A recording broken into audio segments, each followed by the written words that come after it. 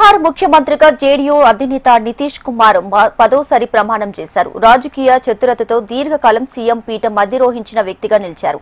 సుశాంత్ బాబుగా ఆయనకు ప్రజల్లో ఉన్న ఇమేజ్ ఏమాత్రం తగ్గలేదు. పట్నా సమీపంలోని భక్తియారపురాలో 1951లో నితీష్ కుమార్ జన్మించారు.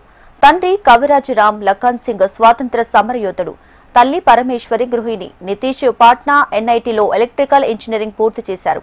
తర్వాత రాష్ట్ర విద్యుత్ బోర్డులో కొంతకాలం ఉద్యోగం చేశారు.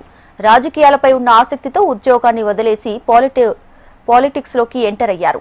విద్యార్థి దశ నుంచి రాజకీయాల్లో చురుగ్గా వ్యవహరించేవారు. జయప్రకాష్ నారాయణ చేపట్టిన ఉద్యమంలో పాల్గొన్నారు నితీష్.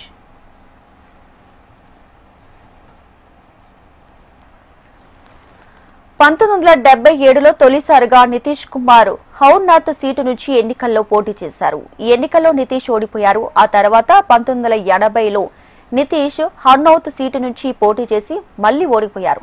ఆ తర్వాత 1985లో ఎన్నికల్లో ఓడిపోతే రాజకీయాలకు స్వస్తి పలుకుతానని ప్రతిజ్ఞ చేశారు. కానీ విధి ఆయన్ను వెళ్లనీయలేదు. 1985లో ఆయన ఎమ్మెల్యే అయ్యారు. అప్పటి నుంచి ఇప్పటి వరకు పలుమార్లు ముఖ్యమంత్రి అయ్యారు. ఇక 1985లో నితీష్ కుమార్ నలంద జిల్లాలోని హర్నౌత్ నుంచి బీహార్ అసెంబ్లీ ఎన్నికల్లో గెలిచారు.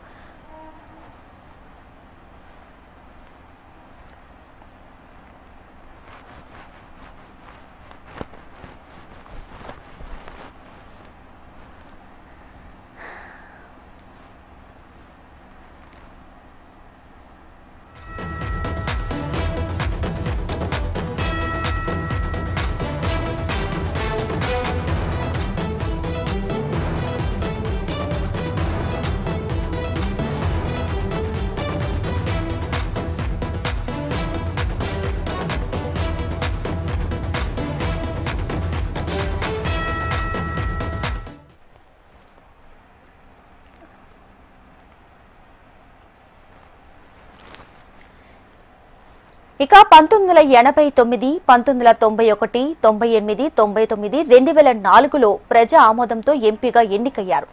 1990లో వీపీ సింగ్ ప్రభుత్వంలో ఆయనను కేంద్ర వ్యవసాయ సహకార శాఖ సహాయ మంత్రిగా నియమించారు.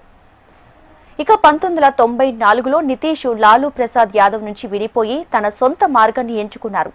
అదే ఏడాది జార్ఖ్ ఫెర్నాండెస్ తో కలిసి సమతా పార్టీని స్థాపించారు. 1996లో సమతా పార్టీ బీజేపీతో కలిసి కూటమిగా ఏర్పడి బీహార్లో 6 లోక్సభ స్థానాలను గెలుచుకుంది. నితీష్ కుమార్ 2000 సంవత్సరంలో కేవలం 7 రోజుల పాటు బీహార్ ముఖ్యమంత్రి అయ్యారు. ఆ తర్వాత 24 నవంబర్ 2005న తిరిగి ముఖ్యమంత్రి అయ్యారు. తన పదవీ కాలాన్ని పూర్తి చేశారు.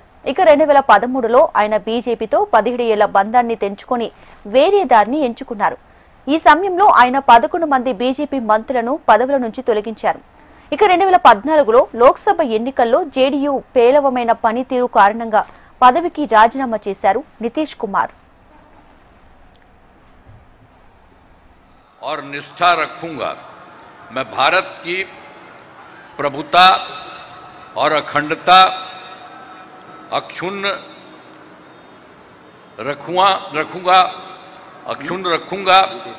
मैं बिहार राज्य के मुख्यमंत्री के रूप में मैं अपने कर्तव्यों का श्रद्धापूर्वक और शुद्ध अंतःकरण से निर्वहन करूंगा तथा मैं भय या पक्षपात, अनुराग या द्वेष के बिना सभी सरकार के लोगों के प्रति संविधान और विधि के अनुसार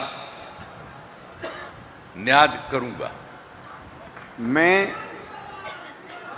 मैं नीतीश कुमार सत्यनिष्ठा से प्रतिज्ञान करता हूं कि जो विषय बिहार राज्य के मुख्यमंत्री के रूप में मेरे विचार के लिए लाया जाएगा अथवा मुझे ज्ञात होगा, उसे किसी व्यक्ति या व्यक्तियों को तब से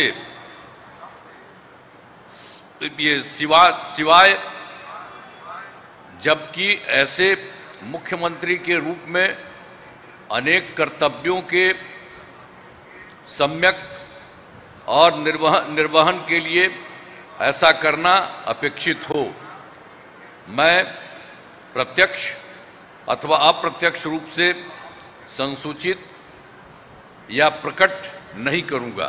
धन्यवाद। धन्यवाद, बधाई।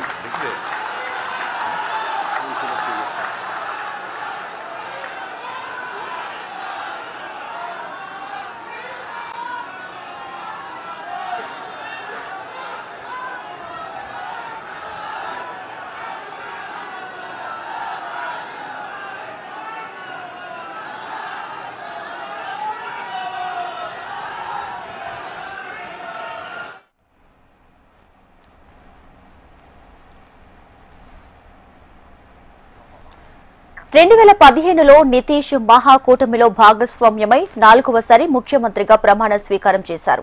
అయితే ఈ పదవీ కాలం స్వల్పకాలికంగానే ఉంది. ఆ తర్వాత నవంబర్ 20, 2015న ఆయన 5వసారి ముఖ్యమంత్రిగా ప్రమాణ స్వీకారం చేశారు. కానీ 2017 జూలైలో రాజకీయ సంక్షోభం కారణంగా రాజీనామా చేసి మహాకూటమి నుంచి వైదొలిగారు. ఆ తర్వాత అదే రోజున ఆయన ఎన్డీఏలో చేరారు. ముఖ్యమంత్రిగా 6వసారి ప్రమాణ స్వీకారం చేశారు. 2020లో ఎన్డీఏ కూటమి ఎన్నికల్లో విజయాన్ని సాధించి 7వసారి నితీష్ ముఖ్యమంత్రి అయ్యారు. నితీష్ కుమార్ పదవీ కాలంలో ఆయనకు అనేక రాజకీయ పరిణామాలు కొనసాగాయి. ఆగస్టు 9, 2022న ఆయన మళ్లీ బీజేపీతో సంబంధాలు తెంచుకున్నారు. ఆయన మహాకూటమిలో భాగమయ్యారు. 8వసారి ముఖ్యమంత్రి అయ్యారు. ఈ ప్రక్రియ ఆగలేదు. జనవరి 28, 2024న ఆయన కూటమి నుంచి వైదొలిగి మళ్లీ ఎన్డీఏలో చేరారు. 2025లో నితీష్ నాయకత్వంలో ఎన్డీఏ ఎన్నికల్లో పోటీ చేసి విజయాన్ని సాధించింది. ఇది ఆయన పదవీ కాలంలోనే అతి పెద్ద విజయంగా నమోదైంది.